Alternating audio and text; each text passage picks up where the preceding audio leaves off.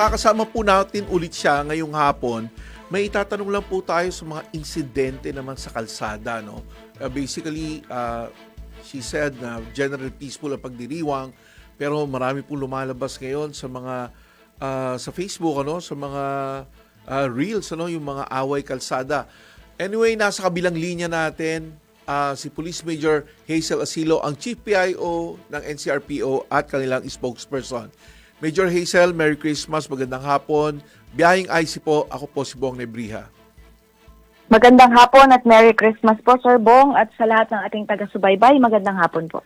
Well, I read the 2 news, napakagandang balita to. Bumaba yung crime rates, wala tayong masyadong theft and robbery na nangyayari sa mga terminals natin, generally peaceful, matiwasay na nakapaglakbay ang ating mga kababayan, paalis ng Metro Manila. Well, good job sa ating PNP. Saludo kami sa inyo at sa inyong serbisyo.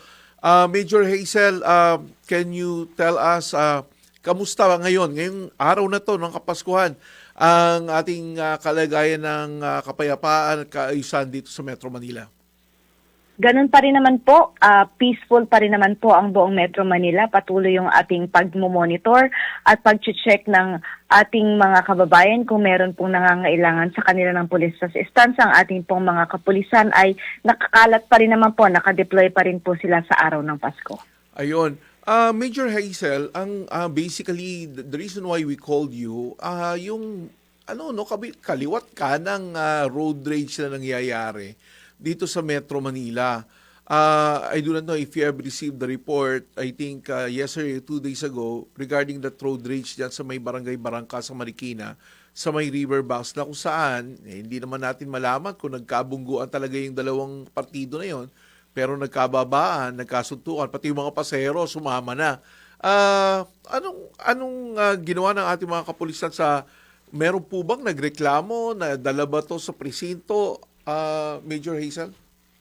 Actually, hindi na po umabot sa presinto itong insidenteng ito na nag-viral kahapon. Nakita ko rin po yan, napanood ko rin po yan. Kaya naisip ko, kung una ko agad pumasok sa isip ko, amin ba to? Sa AOR ba to ng NCR? So, nung na-confirm po namin na ito po pala ay dito na nga nangyari sa Marikina, is agad po nating pina-check kung ano ang status nitong kaguluhang ito or nitong insidenteng ito. At meron po kaming nakuha na confirmation na hindi na po siya na-report sa presinto kasi nag-settle na po amicably itong ating mga parties involved dito sa road rage incident na ito. Eh nga, Major Hazel, magkakaayusan din naman pala. Bakit pa umabot o tumantong sa mga pagsusuntukan na yan, pagsasakalan, But anyway, ano bang dapat natin gawin sa mga sitwasyon na to? Katulad niyan, nakuha sa dashcam, ang daming witnesses. Siguro, hindi lang iisa po ang video na lalabas yan. Marami pa rin po mga kumuha ng videos na yan. Ang mga kababayan natin, they are more on documenting, ilalive nila, magkwekwento sila, and then, ang nakakalimutan, tumawag ng pulis. Sa mga ganitong instances, Major Hazel, ano ba dapat gawin ng ating mga kababayan? Tama po, mas ngayon po, mga panahon ngayon, parang mas nauuna po yung reporting sa social media kesa po i-report siya sa otoridad para po amin agad malaman at magawan po na amin ng aksyon or makapag-responde po agad ang ating kapulisan. Pero kung sakali man po na meron tayong mga insidente na na-witness na ganito, kung ligtas po, maaaring i-report po natin agad sa pinakamalapit na himpilan ng pulis. Iwasan din po natin yung makialam, lalo na po kung delikado yung sitwasyon.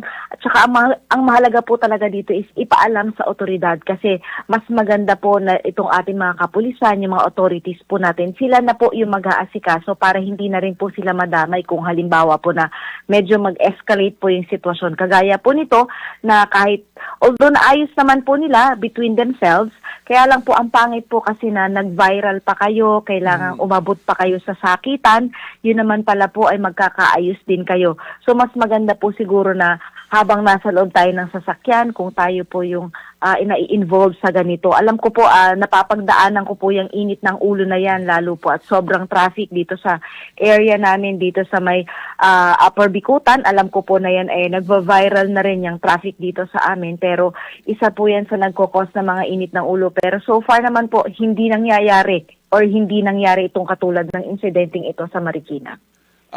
Major Asilo, meron pa ba tayong hotline number na pwede lang tawagan na madaling tandaan para sa ganun sa mga instances na ganito na maka-witness sila ng mga road rage na ganyan, maitawag agad para mabigyan ng responde at aksyon?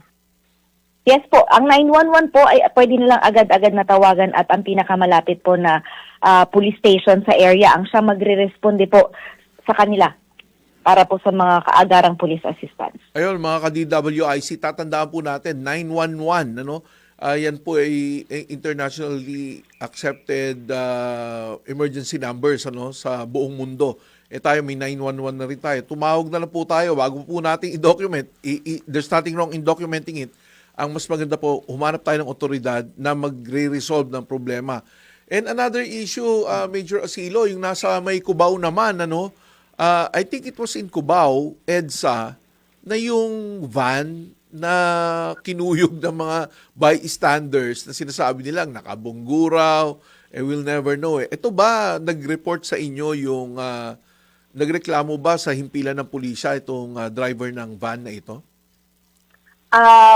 Bali po siya po kasi yung tumakas dito sa ito, doon sa Yes. video ito, meron po siyang nabangga na isang rider. Yes. So, kagaya po ng nangyari dito sa Marikina is nagkaroon na rin po sila ng pag-aayos nitong kanya pong nabangga. So, hindi na rin naman po siya nagreklamo sa kung ano man po yung mga damages na natamo nung kanyang sasakyan.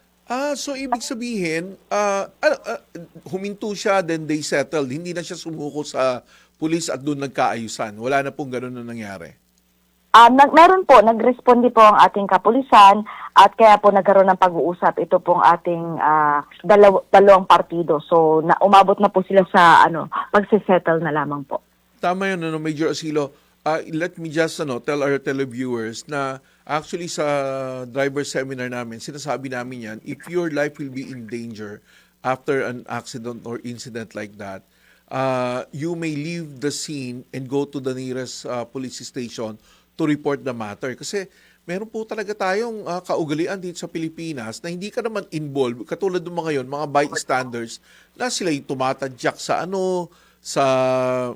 van, sila yung nagbabasag ng salamin, hindi naman sila yung nabunggo. And syempre, hindi rin natin maiwasan na yung driver ng van, maybe he felt threatened na baka mamaya kuyugin siya ng mga tao, mabugbog siya, magpapasko pa naman. Ano bang maipapayo nyo po sa ating mga kababayan when it comes to this? Sa mga ganyang insidente po, kung halimbawa po, kasi usual na po kasi na pagka may mga ganyang insidente at ina-assume po ng mga nakakakita na pag umalis yung isang party is tumatakbo na po Yes. siya or kumbaga tinatakbuhan na niya yung insidente at saka yung kanyang responsibilidad.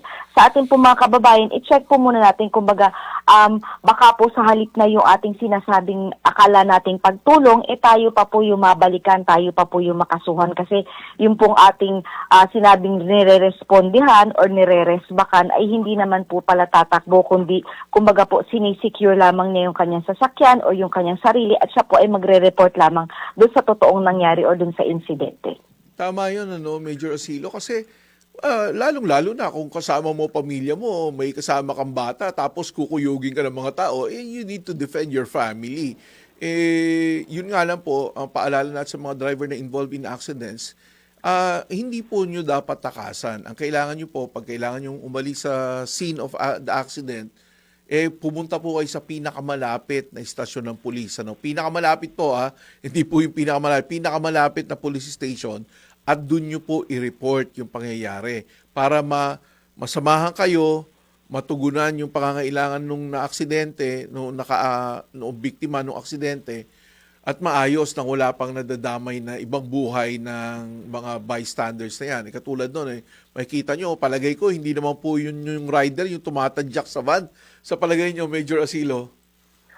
Hindi po, mga din lang po yun, mga rider din lamang po nakasabay nila. Kumbaga parang tama po na ang siguro nasa isip po nung ating driver nung van is baka po siya makuyog sa halip na susuko siya, lalo pa po sa mapapasama. May mga pagkakataon po kasi na talagang nabubugbog yung mga drivers natin.